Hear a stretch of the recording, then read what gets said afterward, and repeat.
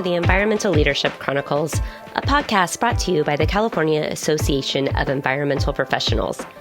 This episode is a feature in our CEQA Series featuring Ethan Elkind, the director of the climate program at the UC Berkeley School of Law and serving on a joint committee at the UCLA School of Law. Ethan researches and writes on law and policies that address climate change. He previously taught at the UCLA Law School's Frank Wells Environmental Law Clinic and served as an environmental law research fellow. His book, Railtown, on the history of the modern Los Angeles Metro rail system, was published by the University of California Press in January 2014.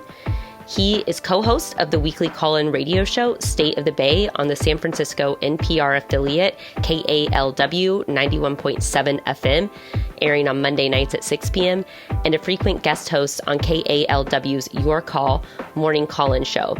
Ethan's also recently launched his own podcast, Climate Break, which brings stories of climate progress and interviews with climate innovators in California and around the world, 90 seconds at a time. Ethan speaks with us about the benefits of CEQA, improving CEQA for public disclosure, and reform opportunities to meet climate goals. We hope you enjoy this episode.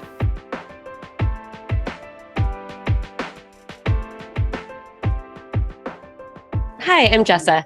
And I'm Laurel, and today's guest is Ethan Elkind. Thanks so much. Thanks so much for being here. We appreciate it. I haven't done anything yet, but I'm very glad to be here. So thank you for having me on. Absolutely. Let's start with how you're connected or not connected to AEP. Well, this is actually my first connection to AEP. I appreciate the invitation. And, as a academic in the ivory tower here, I don't tend to, get too involved with clients and practitioners. I mean, we work with those folks, but it's great to be connected to you guys and to learn about the work that you're doing.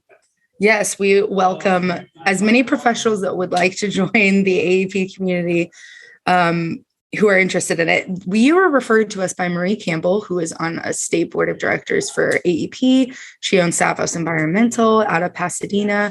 And so those of us professionals know who you are because of your background and the work that you do at Berkeley in the climate space and CEQA. So why a career in the environmental profession? What does it mean to you? How did this whole thing start? Well, for me, it really starts with just a passion for the environment. I care a lot about the natural environment. I grew up in California.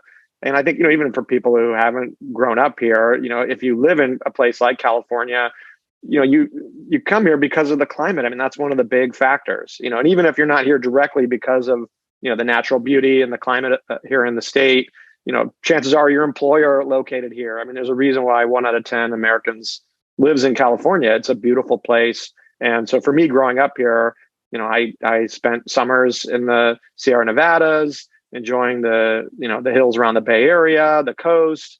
It's just a place that, and my family culture as well, really instilled in me a real appreciation for the environment. So when it came time to choose a career, I really wanted to do something to help preserve the environment for future generations and preserve the places that I love. And once I got into it, then I learned about climate change and just the existential threat that poses to life on Earth, or at least human life on Earth and a lot of other species as well. So, to me, it's a really critical, field to go into just because of the urgency now, the emergency situation that we find ourselves in. So I think, folks can go into the field and have a passion for it. There's a real need to get a lot of work done on it. Yes, I couldn't agree more. Yep, to all those things. What did your career path look like? What led you to your current position at UC Berkeley? Well, my career path was a little bit windy coming out of college because I was actually a musician and was playing music and trying to make a sort of a professional career as a songwriter and performer. I forgot about that. You have released an album. I put out a couple albums back when that was a thing before everyone, streamed singles and, albums are kind of, mostly dead, although they're still around. But yeah, that was my thing. So I moved to Los Angeles. My now wife was in a PhD program down there. So it kind of worked out perfectly that I wanted to pursue music. But ultimately, I learned pretty quickly the professional music industry, not for me. I still love playing music, but to have your career depend on it kind of took some of the fun out of it. But I did work for a record company, a major record label, for a number of years, and then realized that what I really care about is policy issues, things like the environment. Social justice was part of that, and kind of looked around at different avenues to make an impact, and then realized that law school could be a really good fit, in part because with a law degree, you can do almost anything. I mean, I'd actually seen this in the music industry, that there were lawyers who were actually running the companies and working on the creative side too, and that having a law degree kind of got you in the door, gave you credentials, and then you could use that in all sorts of ways. And people with law degrees are doing all sorts of things in society. I will share this little anecdote. Our AEP president, Bill Halligan, is also a musician. He's in a band. He's an attorney. He works on policy in Sacramento. And he also leads our AEP jam band that plays music at all of our concerts and events. So you could join us in many different ways, not just environmental law, but also jamming. No, that would be great. I'll put in a pitch. I can play rhythm guitar. I can sing. I play saxophone too. So, we can have an offline conversation about it, but happy to join the band there. We need more jam bands. So this is definitely filling an important need. So then law school, and then graduated from law school from UCLA, and was invited to come back and help teach in the environmental law program there.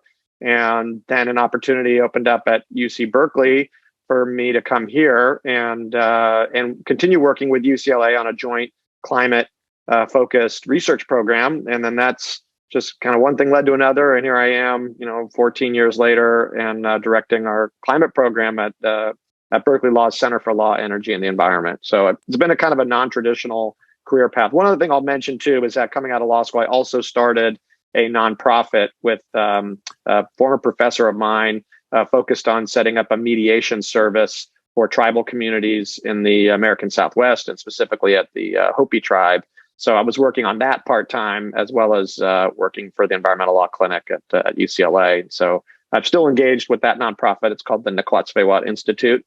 But full-time job is working on environmental issues. Thank you for sharing that. For those of us that don't work at a university, what does the day look like for you? What do you do on a daily basis as the director? What does this entail? Yeah, well, my job it's not a traditional faculty job, so I'm not teaching. I mean, I do occasionally teach courses, but it's really running a research program, for the staff, students, faculty. We collaborate with other departments on campus, but it's a lot of things. I mean, it's researching, drafting, editing, reviewing policy reports. It's helping to organize events. So we do public conferences, we do private stakeholder-based convenings. It's sometimes things like blogging or writing op-eds, working on the kind of communication side of things.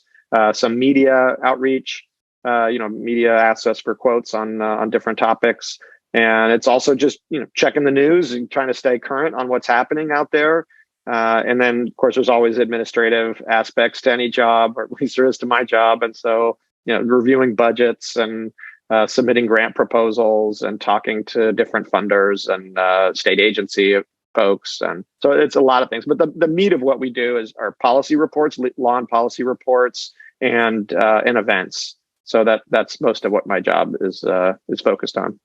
How does CEQA weave its way into your world of policy making and writing and commenting?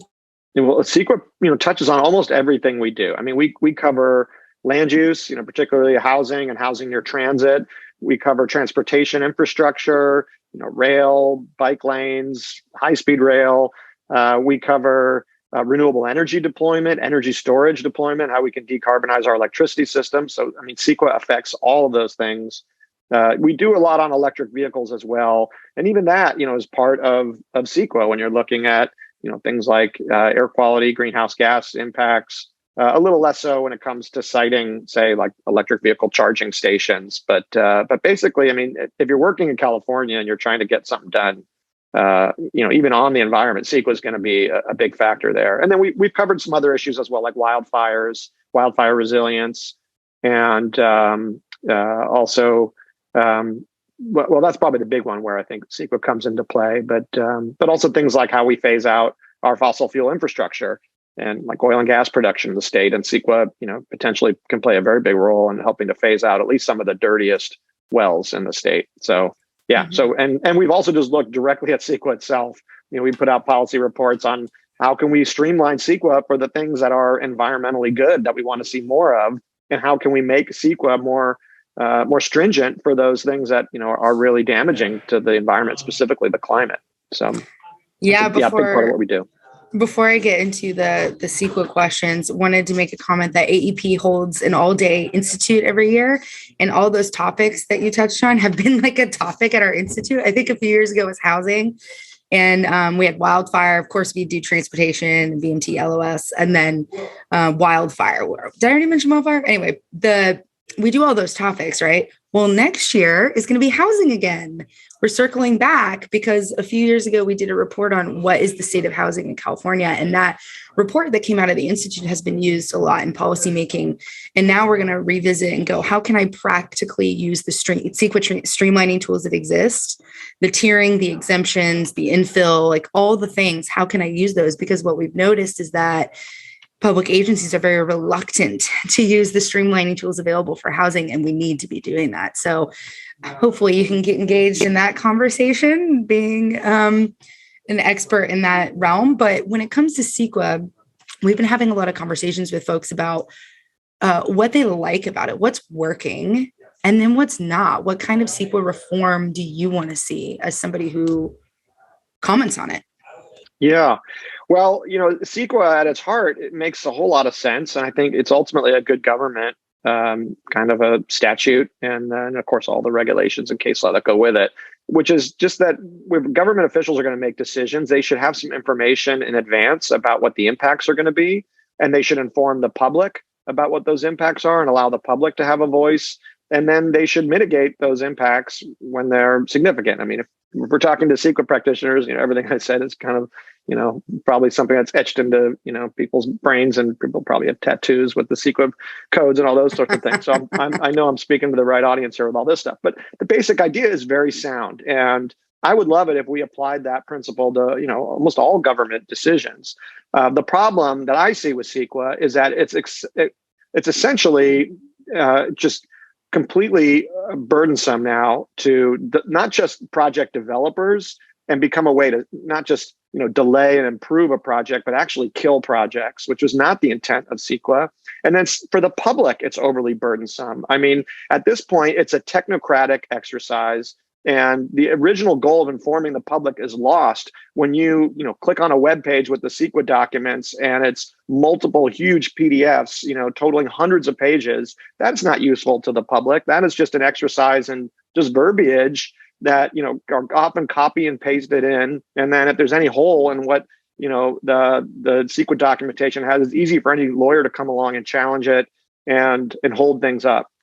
So I feel like we've kind of lost the point of CEQA, which is really about just let's do a basic level of disclosure and assessment and mitigate where it makes sense, and have that be done in a pretty straightforward, time limited kind of a process. And I think we've really lost that thread. It's I think it's really about a lot of good intentions paving the road to we all know where. And I think it made all these little decisions made sense at the time. We want to add this impact and that impact, or this level of analysis. But what we've ended up with now is a situation where it's really hard to get anything done in California. And that's a problem for the environment, because to get out of our climate mess, we need to start deploying a lot of climate-friendly technology. We need to do so urgently.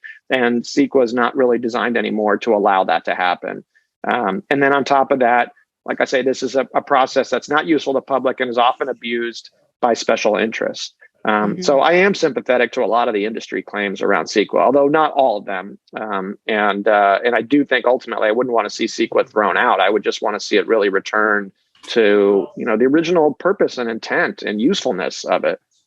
Yeah, we've had a recent panel where we're like, okay, I think everyone agrees that we don't want to just throw CEQA out the window, but we need to be using it in a more thoughtful and strategic way that's more meaningful. And I just read a report from the Nature Conservancy talking about, they were commenting on the Lithium Valley area of Southern California, where we're developing power and minerals for electric vehicles. And like the biggest takeaway out of the whole report was the information that developers and CEQA and the California Energy Commission and various other public agencies are providing is very hard for the public to understand. It's like, we're not engineers. We're just lay people trying to live our lives, and these big projects are being proposed in California.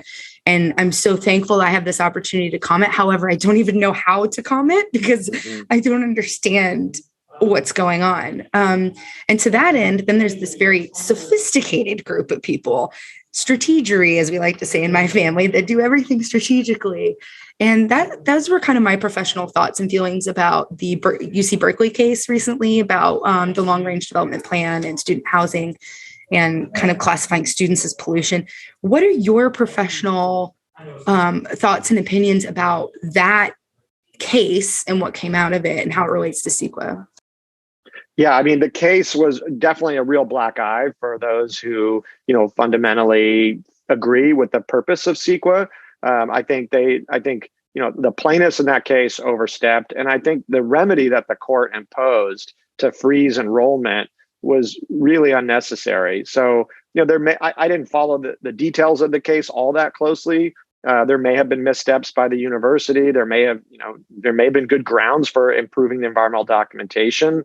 But I think the remedy was so harsh, and especially at a time, when people are struggling. They're struggling with housing. They're struggling with high education costs.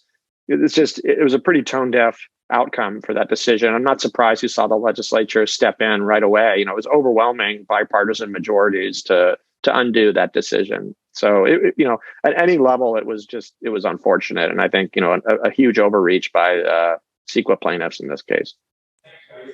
And you mentioned earlier about how CEQA is a public disclosure act. It's really helpful to inform decision makers about what the impacts are and the mitigation and all those things. And in talking about the public, maybe becoming so technical that the public can't really understand it. What do you feel like the burden of communicating should be on the developer, on the CEQA lead agency, on the other land use authorities, or like who needs to fix the communications with the public and translate it? Is that something AEP should be doing? What do you think? I think it's ultimately on elected officials, public officials, the lead agencies. I mean, their job is supposed to be representing the people and communicating to the people. So ultimately, I think the burden is on them. But, you look at how these things have kind of built up over time, that the incentive now is to make the environmental documentation as bulletproof as possible to guard against litigation. And so the incentive then is to just throw the kitchen sink at it and make it inscrutable, but add so much detail that your computer crashes when you try to open up, one of these attachments. So that is not useful for the public at all. I mean, there are some executive summaries, you could jump to some things, but I just think the incentives are completely off. And so the fixes would have to come at the legislative level. And then, assuming that's not going to happen anytime soon, then it's really up, I think, to lead agencies to better communicate to the public and put pressure on developers and those preparing the documents to try to, write in plain language for people to understand and not burden them with a lot of verbiage. Because, I just think we've lost a thread. Of course, I say that as someone who puts out some pretty long policy reports myself, but we can all do better. Well, listening to you guys speak about CEQA, and I am, as mentioned, a non-technical person, it's almost seems as though CEQA has an image issue, like a PR and branding issue. And so everyone agrees, it seems like collectively, people we've spoken with and you, Ethan, that there are positive policies within CEQA and regulations, but like you said, we've lost the way. So it almost seems like CEQA should be scrapped and replaced with a new acronym that might be welcomed a little bit more to seen as less like bureaucratic. And then, but as part of that, CEQA 2.0, whatever someone smarter than me would come up with, there would be part of the requirement could be that public engagement report. So you have this 100-page technical report. Well, I guess the reform, let's say, would be 50 pages. And then you have, a 3 to 4 page presentation or report, something probably like your group does, Ethan, that could be distributed to the public that's more digestible and in plain language. Like, couldn't that be incorporated into the policy as part of the requirements for complying with CEQA or a future version of CEQA? Yeah, I mean, I think something like that would be helpful on the sort of disclosure part of it. It's just a requirement about just things like page length and really trying to be very clear and specific about what are the key pieces of information the public would need under any impact analysis area, and that should be the maximum, basically, barring some other impact need or some special circumstance.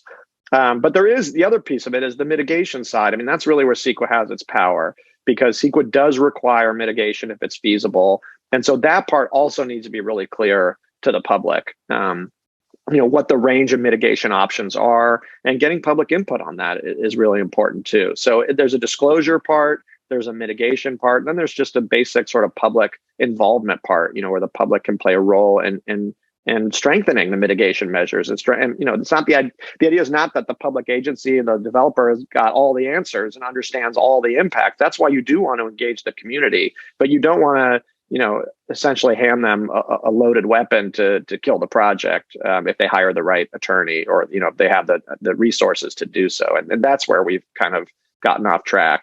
I would just add one thing, which is your point, Jessa, about the negative image of CEQA. I mean, as much as I've been kind of bashing CEQA here so far in this discussion, I do think a lot of the negative image is deliberate and brought about by industry. And because, let's face it, industry would never like any version of CEQA, even a slimmed down one. They just want to get their project done. They don't want any conditions, any review. I mean, they would love it if CEQA would go away. And so there is a pretty well-funded opposition campaign against CEQA, which I think is disingenuous in many cases. And the problem is that because CEQA has begun to hurt deployment of a lot of things that we consider to be environmental good, like apartments near transit or renewable energy facilities, industry has been able to enlist, I think, a lot of unwitting allies in the advocacy world to kind of hate CEQA too. And what they don't realize is that if they're bad-mouthing CEQA because they don't like how it applies to apartment buildings near transit, and I would agree with them, it's frustrating when that happens, they're kind of unwittingly giving cover to an industry that has to face CEQA when it comes to oil and gas production or logging or building freeways. And those are the kinds of things where we do want to see CEQA apply, because those are not, generally environmentally good projects to push forward. So I do think you see that dynamic a little bit. That industry is pushing a narrative that often, folks in this sort of environmental or environmental adjacent community might latch onto, but it's not totally accurate either on that side of things. And I'll say so I grew up in an oil and gas family, and so I understand industry and business and why it's so difficult to build in California. And that's for a reason. Like we did it for a reason. We need clean air, clean water, clean all the things so that our children don't, have horrible health problems, and we want to live a high quality of life. Like California sets the standard across the US and in those regards. And yet then we have our federal government who comes out with our Inflation Reduction Act, which is the fancy title for climate changing policies. And where I would personally like to see, or professionally as well, like to see, is CEQA streamlining as it relates to the projects that are getting federal funding or tax incentives, such as the renewable energies industry, renewable storage, electric vehicle supply chain, all those things that the federal government is supporting right now in modern day. We don't have CEQA streamlining for it at all. I mean, we do for housing, but then the public agencies are really scared to use it. So my question is, it's multi-layered, but do you agree with CEQA streamlining for projects that we want to see? Because us CEQA professionals get really annoyed when we see things like, oh, there's an exemption for the Olympic Games, not because it doesn't have an environmental impact, but because it is an economic development opportunity that our government found to be more beneficial than going through the EIR process. And yet we have all these projects that are receiving federal funding and support for renewable energy and economic development, but they're not given exemptions. How do we rectify this? Yeah, well, and as further bolster your point, I mean, we have now an accelerated CEQA review process for projects over $100 million that meet some environmental criteria, and then they get expedited CEQA review and immediate, court hearing in the appellate court, so they can skip the trial court process. So, then it seems like, well, why do the big projects get this accelerated review, but not the small apartment building near transit or the small scale solar facility. So yeah, there's a lot of sort of fairness questions that come up when we see how policymakers treat CEQA and where it should apply to, to your point about the Olympics. But yeah, I think, seeing that the federal government is going to be devoting almost $400 billion in direct subsidies for clean tech deployment, like you were saying, renewable energy and energy storage, offshore wind, all of this stuff, and supply chains for electric vehicle batteries and renewable facilities as well. That is all going to run into a big buzzsaw of deployment. And a lot of that money is going to get essentially lit on fire in a lot of processes that are not going to be that useful. Just as an example, high-speed rail in California, a really important statewide project. It's going to help reduce aviation traffic, very polluting intrastate flights, LA to San Francisco and north to south, and also potentially reduce a fair amount of car traffic on like I-5 and Highway 99 in California in the Central Valley. So, environmentally good project. Maybe it's going to cost $70 billion, maybe it's $120 billion. What we know is that so far they've spent about $1 billion on environmental review. The CEQA process has cost $1 billion. And that is insane. That doesn't even count, the amount of resources that the state has spent to, defend the project from CEQA suits. So this is an insane amount of money. I think most people would agree we should do environmental review on a big project like high-speed rail. But you can't tell me that we couldn't get to whatever outcome we're going to get with the CEQA process for a lot less than $1 billion. That we couldn't do a lot of that initial assessment, disclosure, and mitigation measures, for a tiny fraction of that $1 billion. So, you can imagine if that's high-speed rail. Now imagine how much of that dollars from the Inflation Reduction Act are going to get lit on fire for a lot of extraneous environmental review, or just the delays. That doesn't even tally up the cost when you delay these projects by years. For these developers to keep paying staff, et cetera. So it's a massive amount of wasted money, and I don't think we have any assurance that we're going to get any better outcomes with spending all that money. So absolutely, we need to streamline the review process. This stuff needs to happen quickly. And one of the best ways to do it is to do a lot of this planning at a bigger picture scale. Do a statewide renewable energy plan that, projects can understand where they're going to get CEQA benefits if they site their projects in environmentally, preferred areas, that they get streamlining as a result. They don't have to, go through any CEQA potentially, or just a very slimmed down CEQA. And I know we have tiering provisions in CEQA, but with controversial projects, to your point, they're not often used because lead agencies are often scared to grant these kinds of streamlining provisions. And so they're not very, sort of strong in how they're used. So I think having, more of that kind of tiered approach, doing master planning, figuring out there's a lot of land out there, a lot of sites that are not that controversial to build these facilities. And we should be doing everything we can to give developers as easy a path as possible on those sites.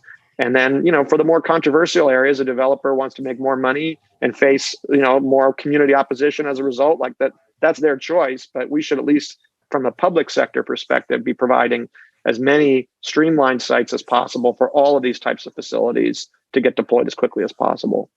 Yeah, that would be really helpful. I work for several developers in the renewable energy, the storage, and the EV supply chain.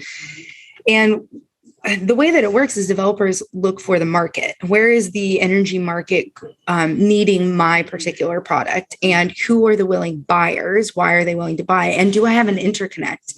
And that reduces the land by like a lot. And then we do this review of, how many agencies are going to be involved if I site my project in this particular place. And just for example, it's really hard. Like, we're in California, it's on a coast, and we have the Coastal Commission. And then we also have the California Energy Commission. And then we have California Department of Fish and Wildlife. We have the Regional Water Quality Control Board. And then on the federal side, we have U.S. Fish and Wildlife Service. We have the EPA. We have the U.S. Army Corps of Engineers. We have, I think at one point I listed out, we had 17 different agencies from which my one developer needed permits to do a zero emissions, like carbon neutral project in an environmental justice area that would have a significant economic development. And my mind was like exploding. I was like, why? Like, how do we make this faster? Because, you know, you speak to these developers that come from other places, either in the US or around the globe. And they're like, well, this is a project that Californians want. It's a public benefit project. This is going to be better than, it's going to uplift all of our lives. And yet, like, I'm spending millions of dollars on just the permitting process and the public engagement process. And then when I do this stakeholder engagement, they don't understand what I'm trying to do because it's new technology and I can't explain it. So it feels like we've got all this money and political support directed towards these types of industries.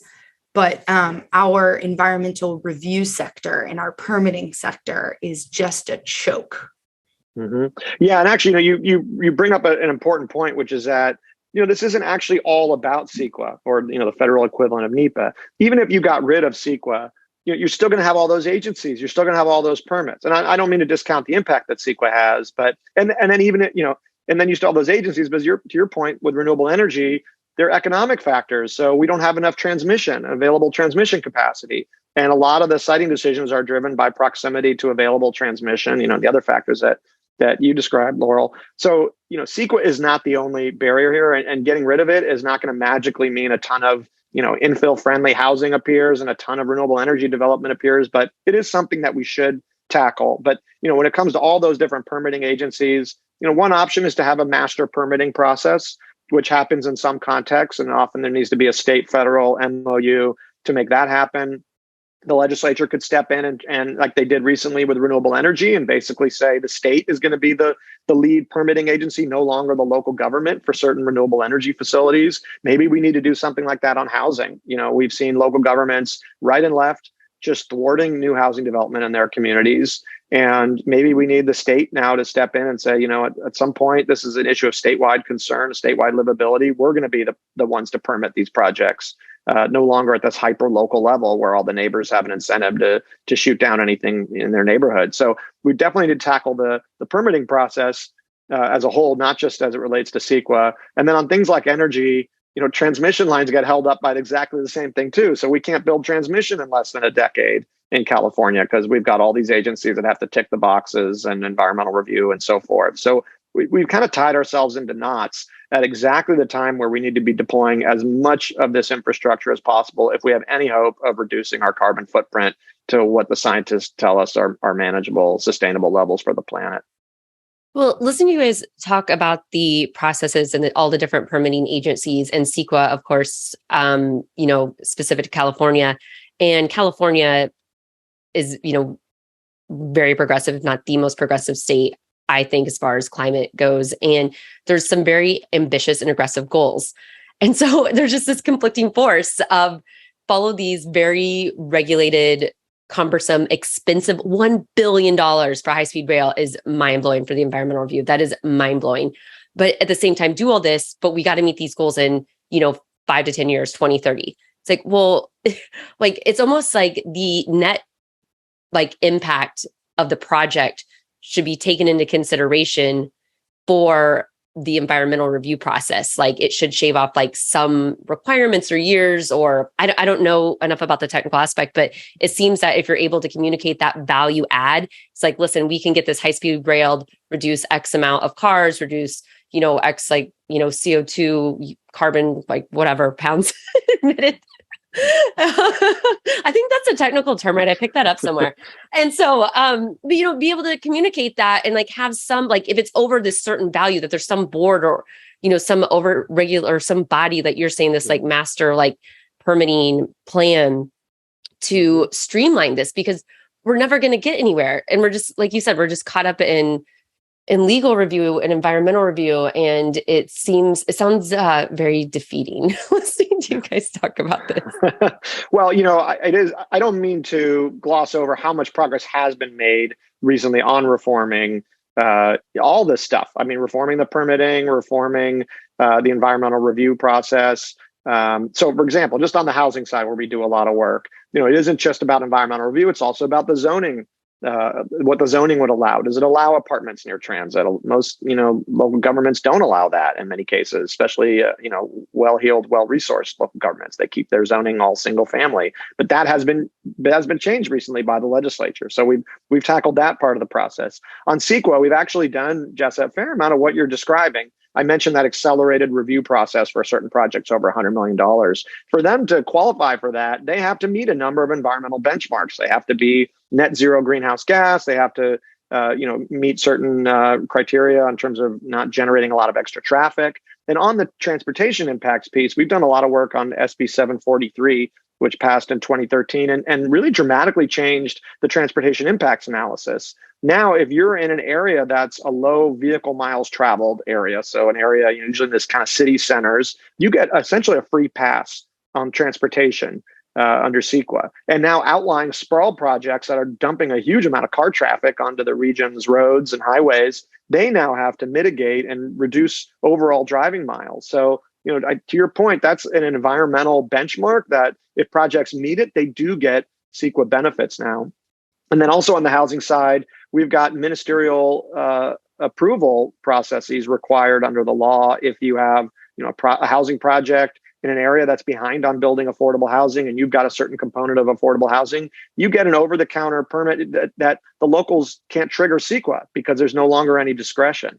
And so it's called by right approval processes. And that's also helped get a number of pretty substantial projects, a lot of affordable housing built a lot faster than they did even just a few years ago. So the legislature has really, I think, begun to step up on this, and we've seen some very positive reforms. I don't think it's going to be enough, for industry folks, because, you have a lot of lawyers out there representing sprawl developers, so they're not happy about that change. But, sorry, if you're building a project out in the outlying area, that's not good for the environment or the economy, to force people to have really long, expensive commutes. And if the flip side of that is that it's easier to build in infill areas near jobs and services, that's where we want more people to have the option and affordability to live in, because that's where quality of life is better. Their commutes are a lot shorter. And from an environmental perspective, we're preserving more farmland and open space and a lot less pollution in the process.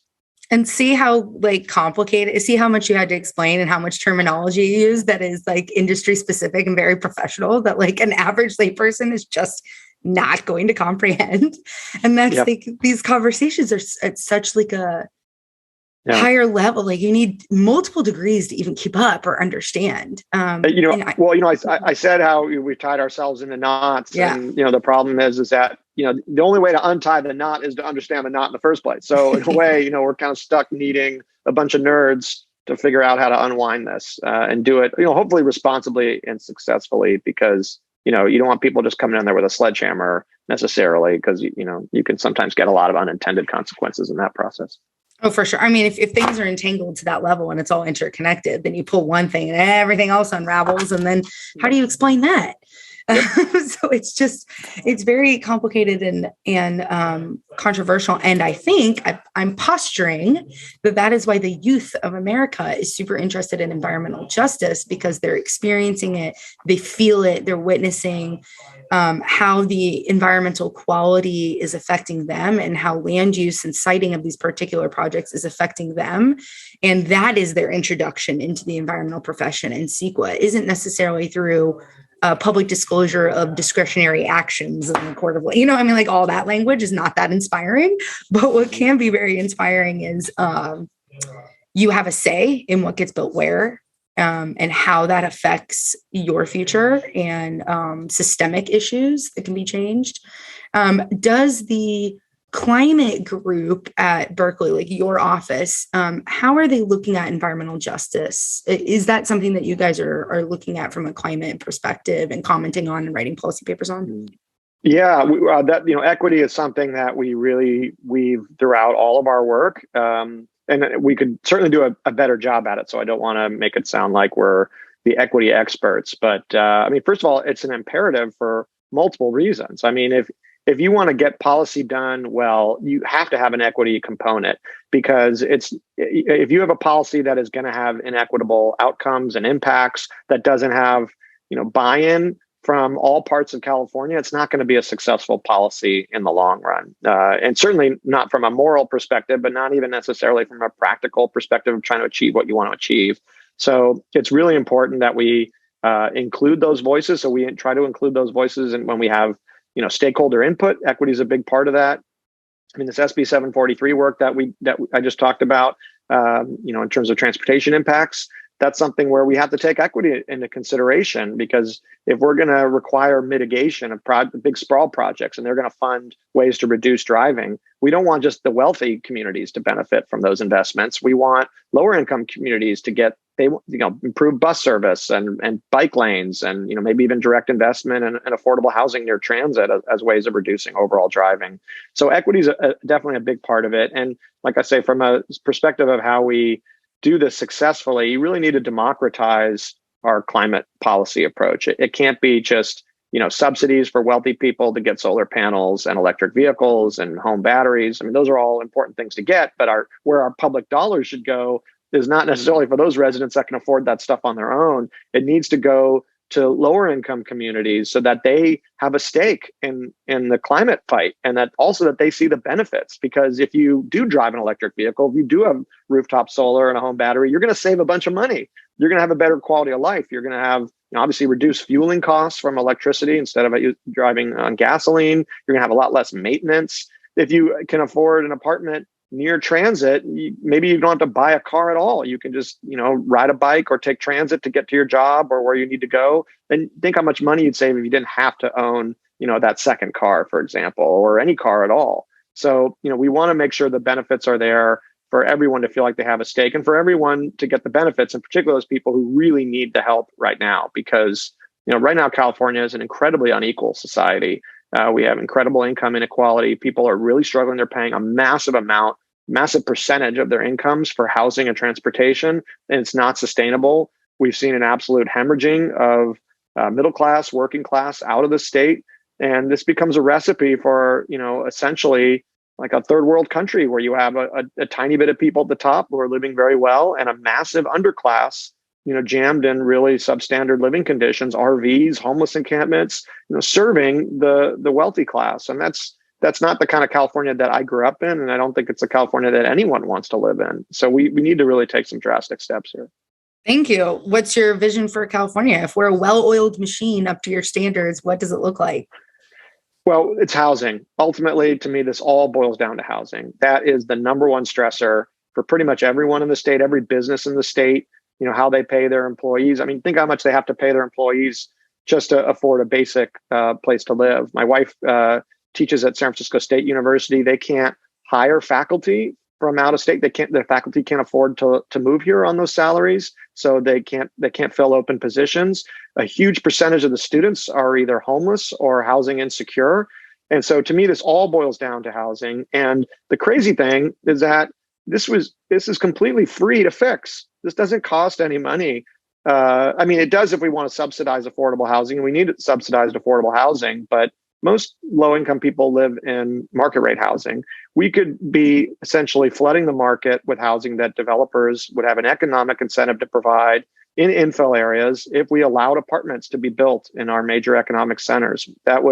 We could open the spigots on private sector investment because the market is there, the incomes are here, and we could really boost supply dramatically. That's not going to address low-income housing right away. So we can use the increased tax revenue, in some cases increase fees and inclusionary zoning requirements to require that some part of that be affordable units.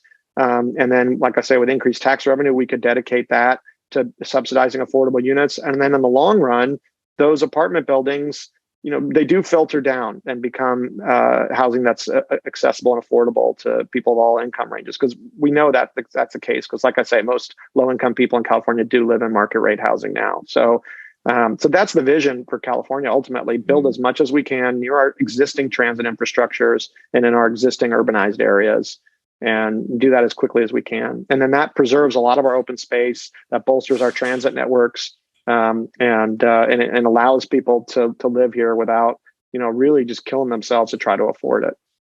I mean, you couldn't have set up the AEP Institute any better than that. We will be hosting an all-day think tank workshop, solution-oriented program about addressing housing in California, so that we can meet Ethan's vision for the well-oiled machine that we could be. That'll be hosted in June of next year, 2023. Our planning starts this fall. We're looking for speakers, Ethan. And obviously we want as many participants as possible, given that this is a massive way to move the needle and affect our quality of life in California. Thank you so much, Ethan, for knocking it out of the park just then. And I think this is the perfect time to do our wrap-up rapid five. Yes, Ethan, we'll close out with our wrap-up rapid five questions. So what is your favorite daily habit? Probably just getting some exercise, getting outside, walking, biking, being outside at least on a daily basis. Great. 3 things that you'd bring to a deserted island. I'd bring my guitar.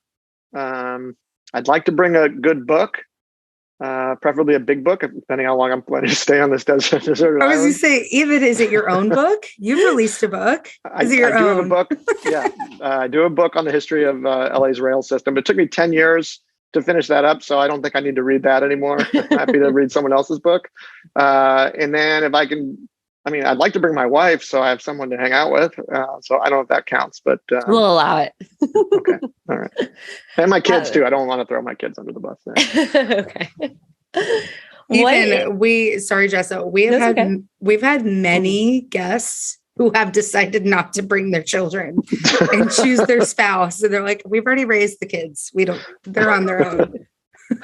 Yeah, my kids are almost to the point where they don't have to come to the deserted island. I think they'd still probably want to hang out. They'll need us, to do their laundry and that kind of stuff. Okay. What's your favorite environmental policy? My favorite environmental policy. That's a great question. It's probably the Clean Air Act. That has just had a massive impact on quality of life, public health, and now even zero emission vehicles. It's because of the way the Clean Air Act is written that California has been able to really help launch an entire transformation of the automobile sector. So we have, these battery electric vehicles driving around. It's all because of the Clean Air Act. Yes. Favorite flora or fauna? I'm more of a plant person than an animal person, although I do love dogs. But generally wild animals, not really into like wrestling bears. But I do love plants, and I love oak trees and redwood trees. Those are my 2 faves. So great. Okay, so finish this sentence. Wouldn't it be cool if? Wouldn't it be cool if we could have the same standard of living and economic productivity that we have, but working an average of 4 hours a day and have a ton of free time to do whatever we want to do, pursue our interests? I'm here for that. Please and thank you. Thank you so much, Ethan. Thank you for having me on. I appreciate it. It's been great to chat with you guys.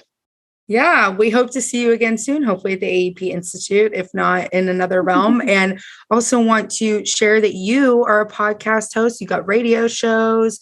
Do you want to just touch on the I think it was 3? I host a radio show on our local NPR affiliate in the San Francisco Bay Area called State of the Bay. It airs Monday nights at 6, and you can stream it from anywhere in the world on KALW 91.7 FM. And I also have a podcast through UC Berkeley Law School called Climate Break. And we feature climate solutions in less than 2 minutes, interviewing people from all over the world doing really interesting, innovative things to address climate change, reduce emissions, adapt to a changing climate. So check out climatebreak.org. Excellent. Okay. And we will be touching base with you because the AEP podcast wants to get connected with Knock Watts the Watt. Watts the Watt. Absolutely. Anytime. Thanks so much, Ethan. Thank you both.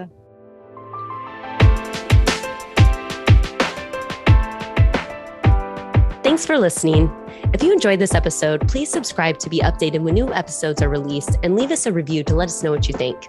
It also really helps us to share the podcast with others who may enjoy learning about the environmental industry. If you want to submit a shout out or any feedback, please send an email or voice memo to podcast@califaep.org. The email again is podcast with an S, podcast@califaep.org.